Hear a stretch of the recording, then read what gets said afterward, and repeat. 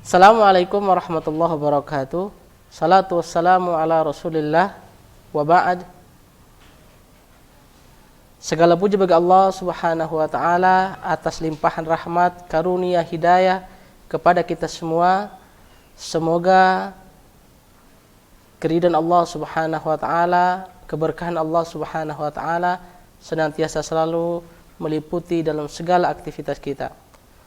Salam serta sholawat semoga tetap terlimpahkan kepada junjungan kita, qudwah kita semua, Nabi Muhammad sallallahu alaihi wasallam, keluarga, para sahabat, tabi'ut tabi'i sampai dengan kita semua. Alhamdulillah, pada kesempatan hari ini saya diberi kesempatan untuk bisa bersilaturahim walaupun secara virtual kepada teman-teman kita, teman-teman semuanya, terutama wabil khusus dosen Dr. Arfan selaku pengampu mata kuliah. Kebetulan kita masih di dalam bulan Syawal, maka izinkan saya mengucapkan taqabbalallahu minna wa minkum taqabbal ya karim. Semoga Allah Azza wa Jal menerima puasa kita, sholat kita, doa kita, ruku kita, tilawatil Quran kita, dan dibalas dengan surganya Allah Subhanahu wa ta'ala. Teman-teman semua, pada kesempatan yang berbahagia ini saya ingin mempresentasikan tugas yang diberikan oleh dosen pengampu kita dengan berjudul Perkembangan Madrasah dan Pesantren di Indonesia di Masa Modern. Walaupun kita melihat bahwa pada munculnya itu ternyata lebih awal atau lebih didahului pesantren daripada madrasah. Kita ketahui bahwa ketika pemerintahan kolonial Belanda yang berkuasa di Indonesia tampaknya tidak mampu. Pemerintahan Belanda itu tidak mampu mengendalikan pertumbuhan pesantren dan madrasah sebagai lembaga pendidikan yang dibangun dan dibentuk oleh masyarakat Islam pada waktu itu. Meskipun pemerintah Belanda melakukan kebijakan-kebijakan atau mengeluarkan kebijakan politik yang diskriminatif dan represif terhadap lembaga pendidikan Islam, tetapi tidak membuat lembaga pendidikan Islam seperti pesantren dan madrasah tidak berhenti berkembang atau tidak berhenti perkembangannya. Nah, pesantren muncul awalnya itu adalah sebelum abad ke-18. Kita tahu bahwa pesantren itu mempunyai ciri khas, yaitu lembaga pendidikan Islam, atau di dalamnya diajarkan nilai-nilai keislaman atau nilai-nilai religius. Ini menjadi ciri khas lembaga pendidikan di Indonesia. Kemudian lembaga pendidikan pesantren termasuk lembaga pertama yang muncul atau yang tumbuh sebelum kemunculan madrasah. Kemudian pesantren itu bertahan dan terus berkembang sampai dengan saat ini. Pesantren juga banyak memiliki varian, memiliki perbedaan dengan kekhasan masing-masing pesantren. Ada yang pesantren yang khasnya dengan tahfidz, ada yang berkhaskan dengan ilmu pengetahuan umum, ada yang mempunyai ciri khas, mempunyai branding pesantren itu menjadi daya tarik calon-calon santri yang ingin memasuki pesantren. Dan pesantren juga termasuk tempat atau wadah untuk menyiapkan generasi, menyiapkan kader agamawan. Kemudian sejarah munculnya pesantren. Ternyata ada dua perspektif. Yang pertama adalah berasal dari tradisi sebelum Islam, tradisi pra-Islam. Kemudian berasal dari tradisi Islam. Ini dua perspektif. Yang pertama, tradisi pra-Islam itu juga mempunyai bukti bahwa yang pertama adalah secara bahasa pesantren itu dari kata santri yang berasal dari kata sastri dan sastra. Kemudian pesantren itu ternyata mempunyai persamaan antara unsur-unsur dari pesantren dan sistem pendidikan Hindu. Jadi wallahu alam, antara persamaan antara pendidikan di pesantren maupun pendidikan di Hindu. Kemudian di dalam pesantren itu seluruh sistemnya, seluruh aktivitasnya bersifat agamis. Kita tahu dan saya yakin teman-teman yang alumni dari pondok pesantren tentu sudah mengetahui ini semua, bahwa dalam ruang lingkup pesantren itu tentunya bersifat agamis atau bersifat religius. Kemudian mudirnya atau ustadznya atau ustazanya itu tidak digaji atau tidak mendapatkan imbalan, karena mereka yakin bahwa mereka akan diberikan ganjaran pahala oleh Allah Subhanahu wa ta'ala. Kemudian di pesantren-pesantren itu juga termasuk ciri khas itu adalah sebagai penghormatan besar terhadap guru, terhadap kiai, terhadap ustadz, terhadap ustazanya, dan itu menjadi sebuah bekal. Kita tahu bahwa ketika melihat ustadz dari kejauhan saja, Masya Allah, penghormatannya itu sungguh luar biasa. Dan harapan kita semua, ilmu semacam itu bisa terbawa sampai dengan detik ini. Walaupun kita melihat ada pergeseran, ada penurunan norma-norma atau nilai-nilai agamis, nilai-nilai religius dalam semua ruang lingkup aktivitas kita. Nah, kita tahu bahwa pesantren itu biasanya tempatnya di luar kota atau di pojok-pojok desa.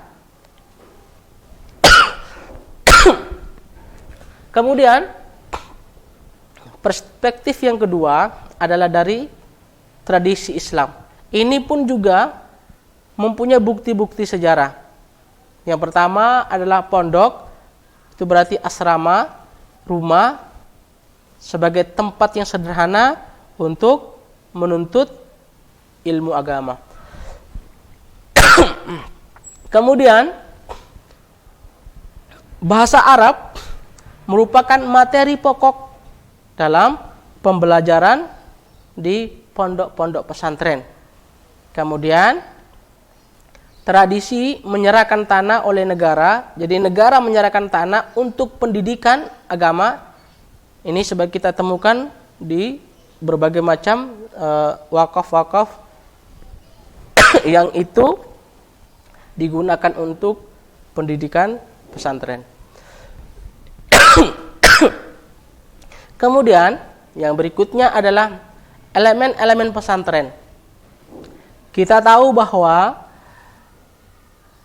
tempat-tempat pesantren itu yang pertama adalah pondok. Kita lihat dulu di zaman kolonial Belanda atau di zaman Orde Baru, Orde Lama, Orde Baru, itu pondok itu tidak begitu banyak pertumbuhannya, tidak seperti yang sekarang. Kemudian masjid pun tidak sebanyak yang sekarang pertumbuhannya. Dulu elemen-elemen pesantren itu berada di rumahnya ustadz, rumahnya kiai. Nah, kemudian dengan perkembangan dan pertumbuhan, maka dibangunlah pondok-pondok atau masjid-masjid. Di dalamnya mereka mengkaji kitab kuning dan lain sebagainya. Kemudian perkembangan fisik pesantren menurut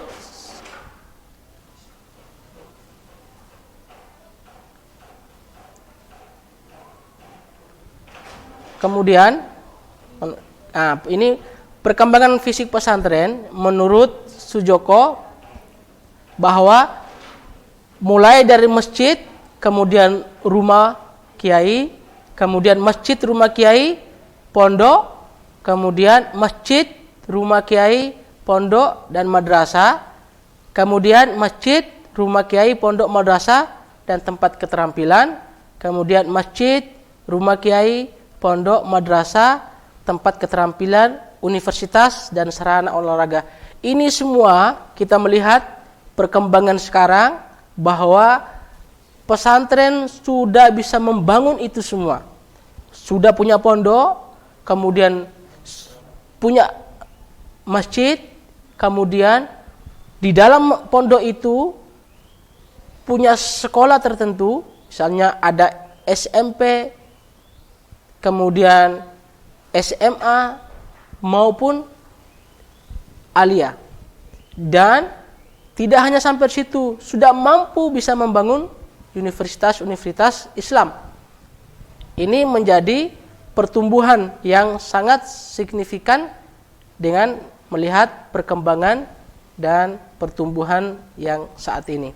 Kemudian dalam kategori pesantren itu ada berbagai macam kategori atau berbagai macam tipologi. Yang pertama adalah pesantren salaf.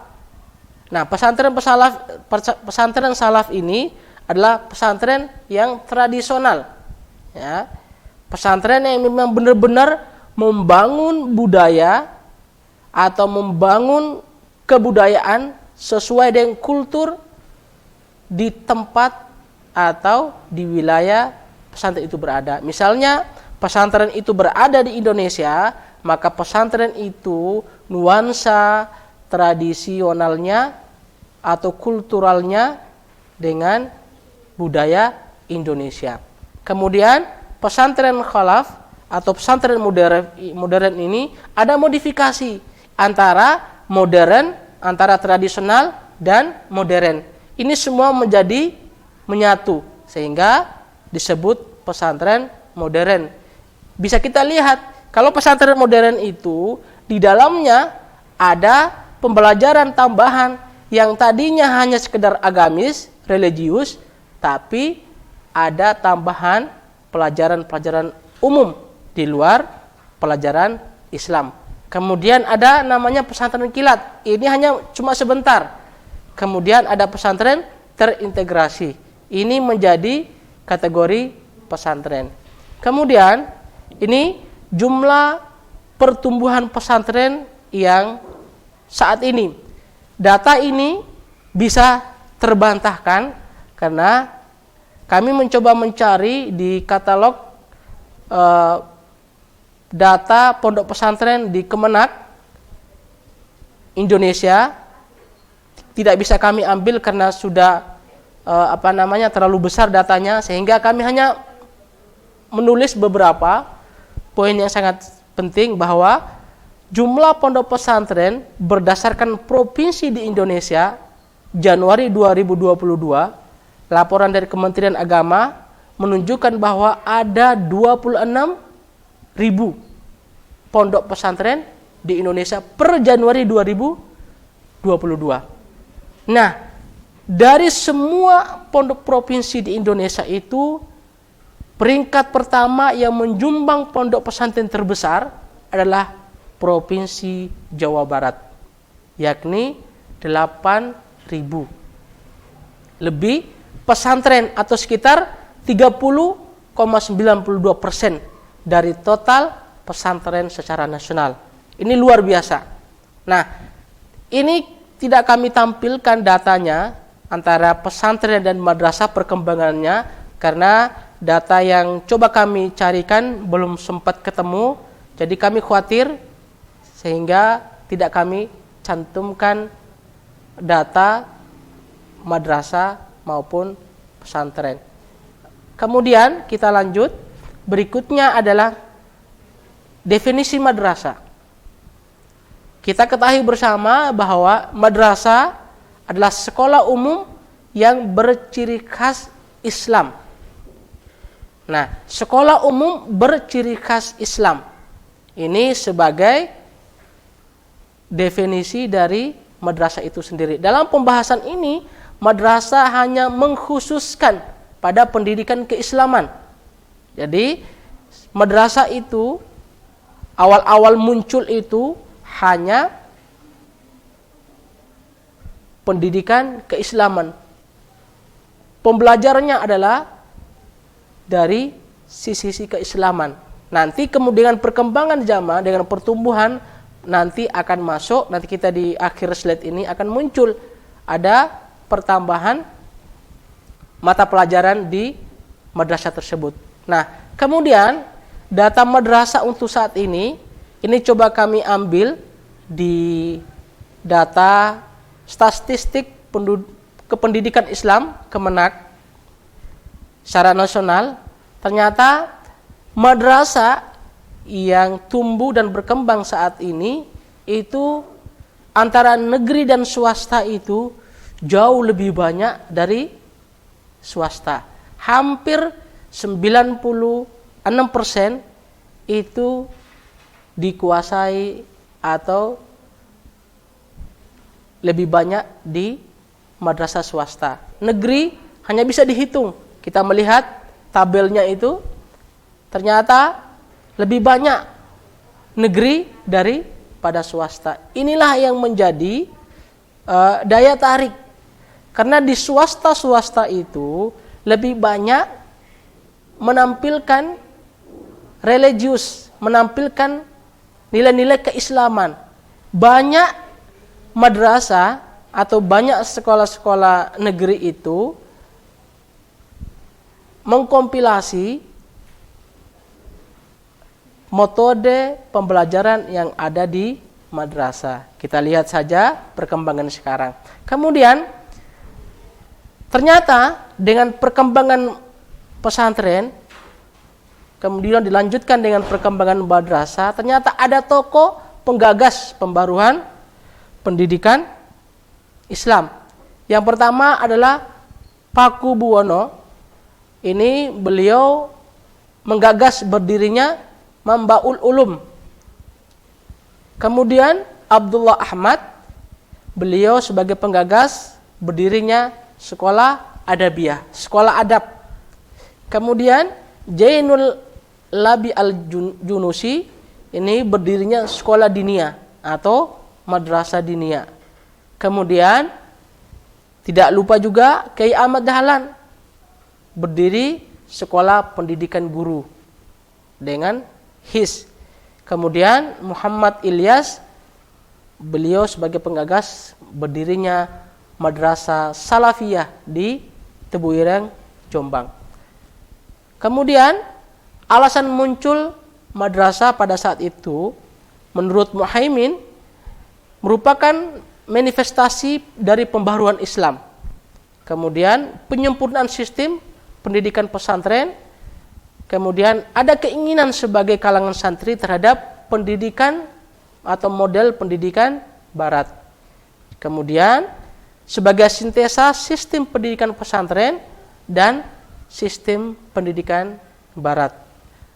Ini semua merupakan cikal bakal atau alasan atau asbab munculnya madrasah. Kemudian dilanjutkan dengan Maksum, itu sebagai beliau mengatakan ada pembaruan Islam, kemudian terhadap politik pendidikan Hindia Belanda. Nah, kita melihat teman-teman semuanya dari kebijakan pemerintah yang di atas itu adalah slide yang di atas itu adalah MWB, wajib belajar bersama. Nah, kemudian kita melihat bahwa di dalam SK 3 Menteri itu bisa terlihat bahwa dengan kemunculan SK 3 Menteri ini menjadi kekuatan, menjadi masuknya madrasah itu dengan pembelajaran non agamis atau non religius. Nah, kemudian ada penegerian madrasah, kemudian pengembangan madrasah secara model, kemudian ini di Undang-Undang Sistem Pendidikan Nasional nomor 2 tahun 1989 dan nomor 20 tahun 2003. Di Undang-Undang nomor 2 tahun 1989 ini menegaskan bahwa setiap warga negara berhak mendapatkan pendidikan bahkan sampai menamatkan atau sampai menyelesaikan di pendidikan dasar. Kemudian Undang-Undang Sistem Pendidikan Nasional nomor 20 tahun 2003 ini lebih terperinci menegaskan fungsi daripada Undang-Undang nomor 2 tahun 2000 Undang-Undang nomor 2 tahun 1989. Nah, teman-teman, ternyata di dalam kurikulum tahun 1984 pada hakikatnya mengacu pada SKB 3 Menteri. Nah, pada tahun 1975 dan SKB 2 Menteri tahun 1989, baik dari aspek program, tujuan maupun bahan kajian dan mata pelajarnya, ini berarti sejak dikeluarkan SKB 3 Menteri secara formal madrasah sudah menjadi sekolah umum yang menjadikan agama sebagai ciri khas, ya, sebagai ciri khas kelembagaannya. Jadi munculnya undang-undang pendidikan itu lebih menegaskan bahwa madrasah menjadi ciri khas keislaman atau kereligiusan dalam semua ruang lingkup aktivitas. Nah, dengan munculnya itu tidak membuat madrasah menjadi surut, menjadi optimis. Ternyata banyak madrasah yang tumbuh berkembang yang jauh luar biasa. Ada yang sudah menegerikan dan ada yang belum. Ini menjadi perhatian atau fokus dari pemerintah sebagai salah satu program dalam mencapai atau mencerdaskan anak bangsa melalui dunia pendidikan kita. Semoga apa yang saya sampaikan ini menjadi kekuatan kita menjadi giro kita sebagai muallimin, sebagai guru dalam mencerdaskan murid, dalam mencerdaskan anak bangsa. Mudah-mudahan semua yang kita lakukan diridai Allah Subhanahu wa taala.